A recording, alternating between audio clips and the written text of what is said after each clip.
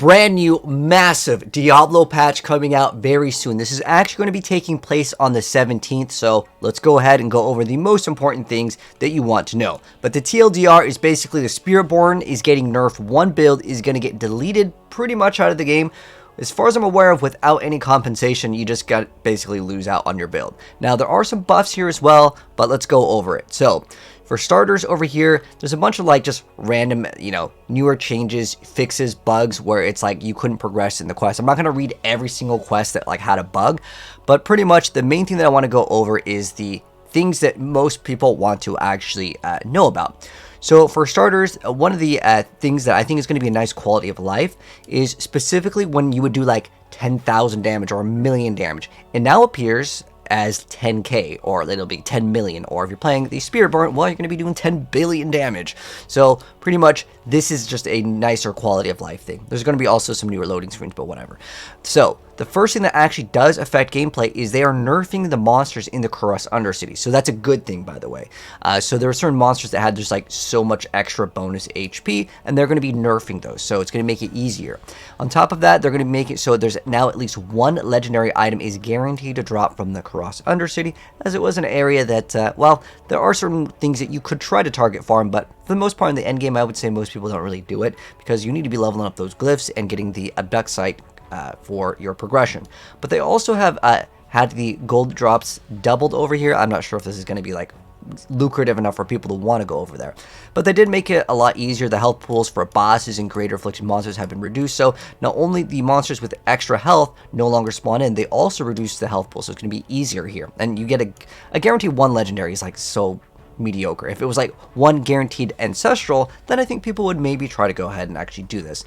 But the number of normal monsters spawned from the Spirit Beacon encounter has been reduced, so it's going to be easier to actually complete these objectives, because that's the little thing that you push, and then you got to kill the monsters, then you build up your bar, right? And then the timer adjustments over here, you get 20 extra seconds, and then afflicted regular elites now grant a 10-second bonus instead of 8. The super elites give you 15 from 14, so overall it's going to be easier. And then they're also making it so the tribute of the Titans can now drop outside of defeating bosses. Now, this is actually a pretty cool thing. If you guys want to know what this thing is, the tribute of the Titans is able to make it so you can actually have the boss summoning items drop. So that's the tribute, that's what you put in for the Undercity for those rewards. So basically, expect to see more boss materials to actually go ahead and do the tormented bosses. They've also increased the drop rate of rare tributes throughout the game, and other rarities are unaffected. The main one that I think people want is the Mythic one. There's someone that actually got multiple Mythics, so if you happen to have any of these, yeah, well, you can definitely utilize the Mythic one. That one is very rare, but that actually makes the Undercity worth doing for sure.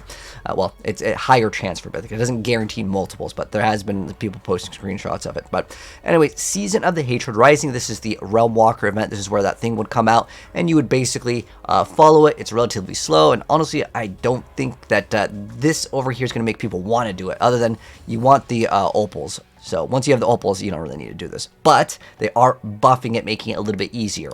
So basically what it comes down to is the Realmwalker no longer reduces spawns if there's only one person following. That's a really good thing, because if you were out there solo, well, it just took even longer. They increased the max spawns allowed over here for the Realmwalker, and they increased the base movement speed by 15%. I just feel like this thing moves way too slow. It's such a slog to go ahead and do this, and I think that's the biggest problem, because you got to follow it all the way around, and then it finally stops, and then you got to kill a bunch of stuff that you basically are going to be one-shotting, and then you got to go ahead and basically do kind of a nightmare dungeon, right? So basically it's going to be a little bit faster, but now it also has a chance to summon treasure elements, so it's a little bit better. And they've also removed a Hatred Spire from the ritual phase of it, so again, it's just going to be much faster. But how much faster is it going to be? On average, it's about a 10-minute activity. That's pretty much how it was designed. Maybe you can get it done in like 7 or 8 now. We'll wait and see, but ideally I think it should be like a 3 to 5 minute event in total, because it's just, again, there's nothing that you need to go in here to specifically get. You have a chance to maybe randomly get some like materials or something, but you have to put in another material. But nonetheless, now we're talking about balance update. So let's go over the sorceress. So for starters, the overheating aspect now scales with incinerate ranks. So that's this over here. So after channeling incinerate, you're going to be able to do critical fire damage per second. So that's going to be a little buff over there. The charge flash aspect now scales with charge bolt skill ranks. So that's going to be a buff. So maybe incinerate and charge bolt may be things to consider with the sorceress, as these are going to be buffs for the sorceress. However, there's actually another buff that I think actually matters a little bit more, which is technically it's categorized under their bugs, which I will go over the bug ones that actually matter. And then on top of that, guys, we're getting mythic unique item buffs. So the Doombringer, we get a little bit more all stats. This could be pretty good though, because on your Paragon board, if you just needed to reach a certain threshold, this is definitely going to be a nicer addition. Shattered Vow actually got a huge, massive life pool increase over here. And then the Grandfather, massive amount of bonus life and a nice amount of all stats. Although, let's be honest, most people that are playing this season were all playing the SpiritBorn. But the Shroud of False Death also got a massive life increase and the all stats. Now, this item actually was coded not to drop, so it's going to start dropping, actually, which will matter for the meta of the game, which we'll go over. And then we also have Mythic, the Herald. Now, this item originally was really overpowered. You may have seen, like, my video. I think Rob made a video where we showed you the item that it was originally designed to have, like, plus 27 ranks to your skills if you masterworked it and got it greater affix. That was the main thing that I think a lot of people were disappointed about. Like, you had this awesome Mythic that people were like, oh my gosh, I can't wait to get it. And then it got nerfed before the game actually, like, came out, which was really weird.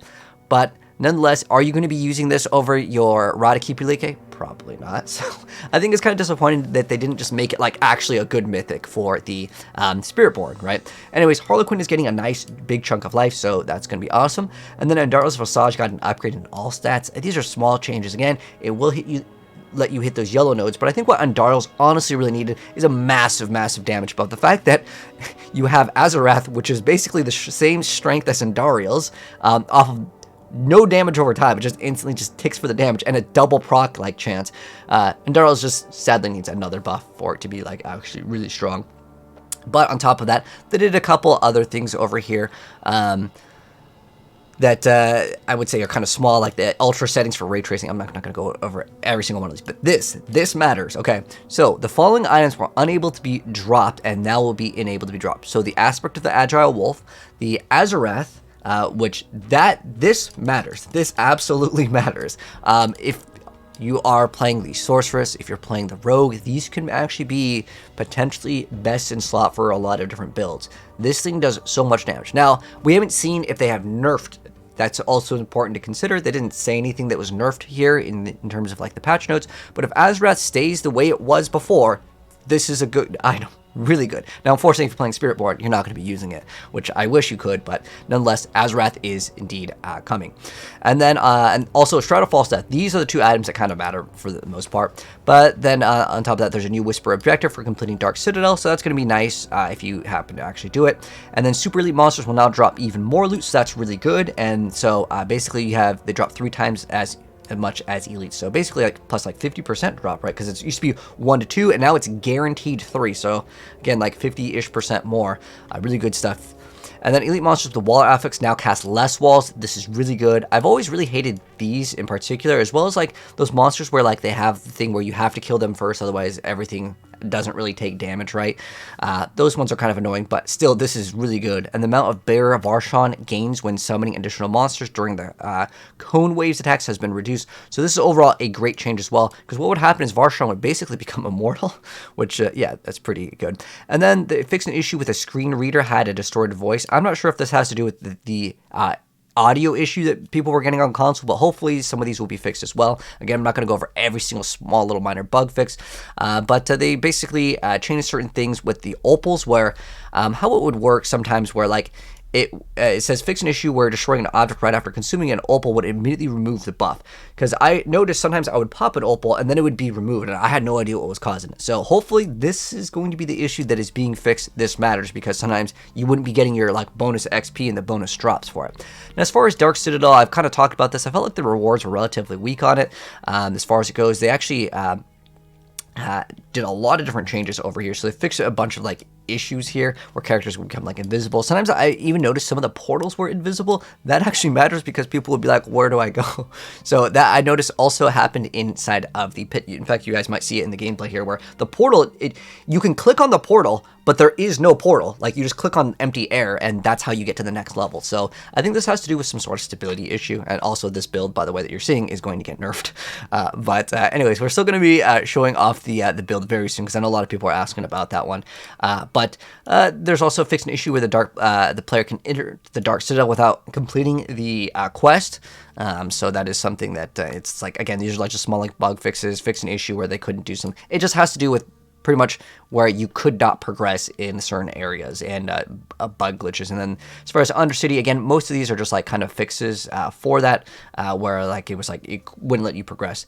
But as far as the runes go, this may actually matter. So they fixed an issue with the overflow of the Q rune. It did not affect the duration of Earth and Bulwark. They fixed an issue where the buff from the Quacks rune could be lost unexpectedly, so that basically means kind of a buff for those.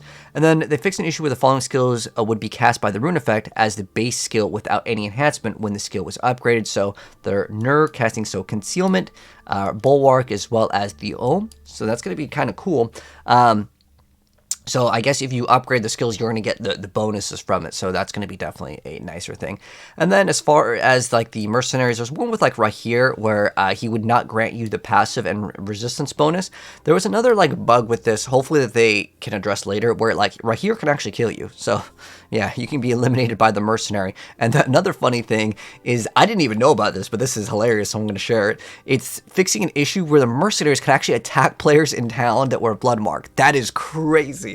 I mean, hey, we still have 2 days to actually do some of these like glitches and stuff, so that would be pretty funny. Especially imagine going into the area in hardcore and then you get killed inside of town. That is, I cannot wait to see if anyone has actually died to this. People may try it, so if you're playing hardcore, be on the lookout for people trying to like abuse this, because, well, I didn't even know about this before. Anyways, they fixed an issue where the Infernal Hordes at Torment 1 and 2 were slower paced, so that's going to be nicer, so you can get your duck sight and not have to worry about like it being a lot slower in those lower difficulties. And then again, they fixed a lot of things where like certain things where like enemies could still keep on spawning in. Again, these are like small things that I feel like I'm not going to mention every single one of these, but there is one thing that we do got to go over that is important. So they fixed an issue where like granted crafting materials, where fewer automatically granted crafting materials were received in higher difficulty tiers than intended. This is pretty big. I was complaining about specifically like the Forgotten Souls. When you would open up certain things, it would just give you like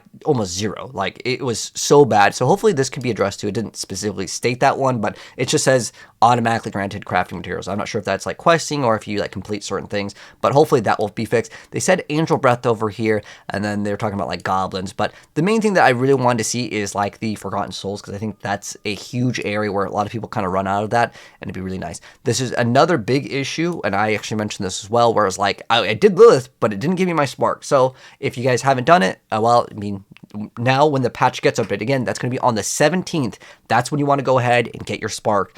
And then for Barbarian, they fixed an issue. It doesn't really matter too much because it's just, it didn't display in the character panel sheet, but nonetheless, that's kind of fixed over here.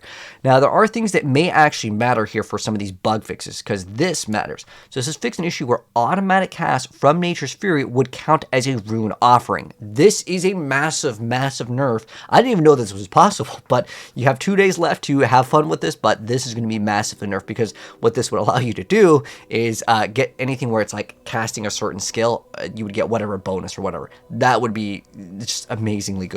And then they fixed a couple issues where like certain skills would not count, where like if you had Nature's Fear, it didn't properly marked as werewolf or werebear, and that's pretty good for Tempest Roar and Vasili's Prayer. So this is going to be kind of a buff to Druid in a sense, because most builds will probably play some variant of that. They fixed an issue where Shred aspect did not dash into the enemies, so it's going to make Shred a little bit better, as it was kind of like a cool build for sure.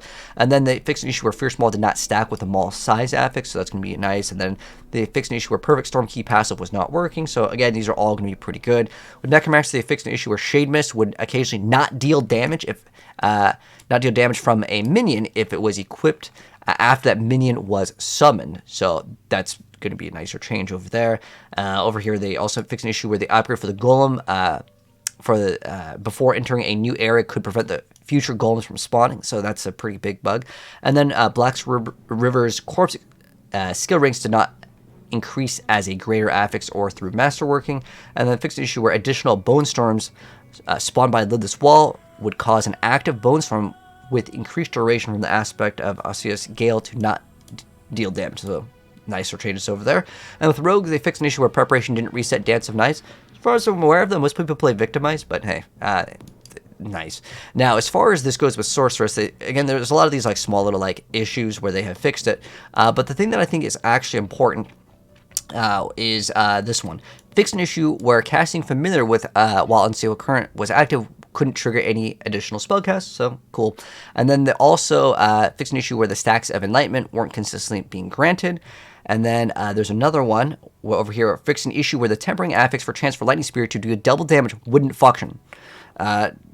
Yeah, that function has now been changed, so that is good. And then now you may be interested in trying out Teleport. I tried it out previously, it really wasn't good, but maybe it's because it wasn't dealing the double damage that it was supposed to. So Teleport can actually deal double damage now because it wasn't working properly. Certain things didn't function in town, so some of these are kind of nice to have in town where you get like extra bonus movement speed or whatever. So hopefully that will be nice. And there's a lot of these things where like it wouldn't benefit, like Charge Flash didn't fully benefit the enhanced charge bolts, so maybe you can consider trying to run those. They also fixed an issue where companions such as followers or mercenaries could trigger enchantment effects. That is going to be kind of a nerf, but that's kind of a cool thing. I think that would be cool if they just kept it in there. A bug where a line would appear in certain content with the ball lightning. And then for SpiritBorn over here, these are the changes that I'm just going to go again over the things that I feel like do matter. So the things with Janth's Shell, which is basically drain your HP to give you extra cooldown. Certain things with charges wouldn't, I guess, apply properly, so that's going to be a nicer addition.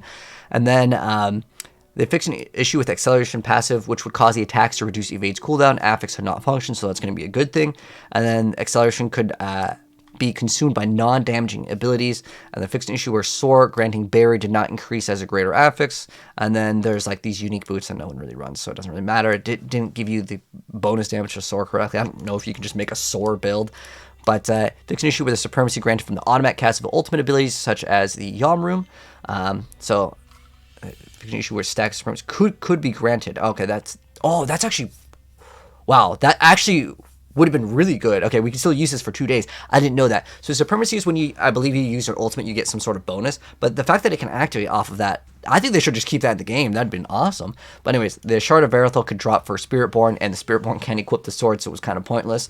So that's okay. And the fixing issue with Radakibulike would make Payback have no cooldown when the Poised upgrade was not selected. So yeah, Radakibulike, a pretty good item. I don't know if that matters for a lot of people, though, in terms of like using Payback. And they also fixed an issue where the SpiritBorn unique items could not drop from flare ambushes, so that's going to be good. So basically, if you want to go ahead and get those, well, you're going to have a higher chance.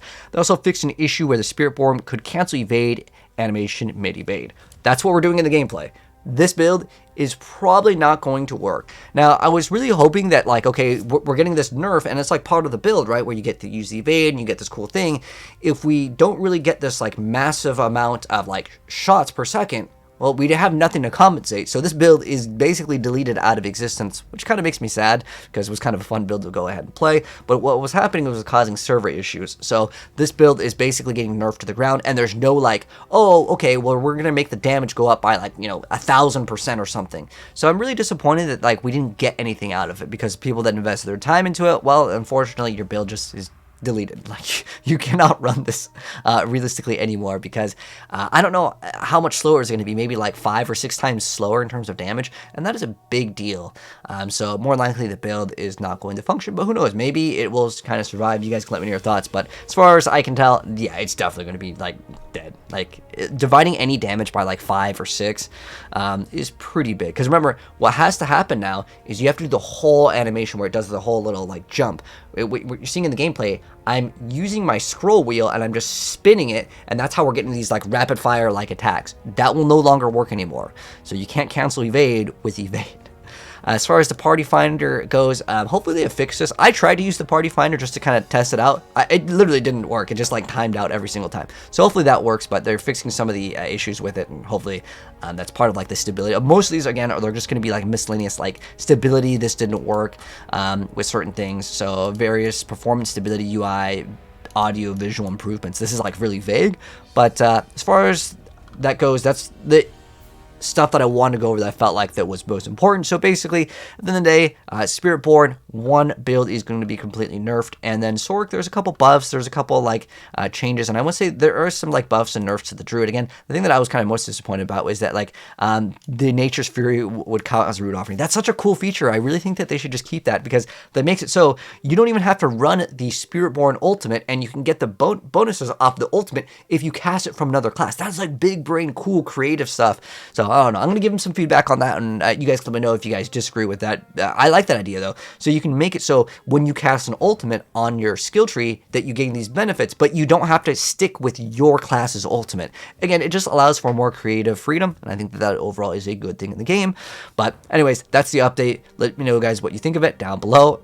And what class do you guys think should be buffed? I say buff Barbarian. But anyways, thanks for watching. If you guys enjoyed it, drop a like on it. If you're new here, hit subscribe, turn that bell, and I'll see you guys in the next video. And if you guys want to know, is SpiritBorn nerfed to the point where you can't play? Absolutely not. It's still the best class in the game, and this wasn't even the best build. It just was causing some server issues. If you guys want to know what the best SpiritBorn build is that has completed a 150, well, we have a variant of it, which is basically a resolve stacking build. But I'll leave that down below. Anyways, catch you guys in the next video. Have a good one. Peace out.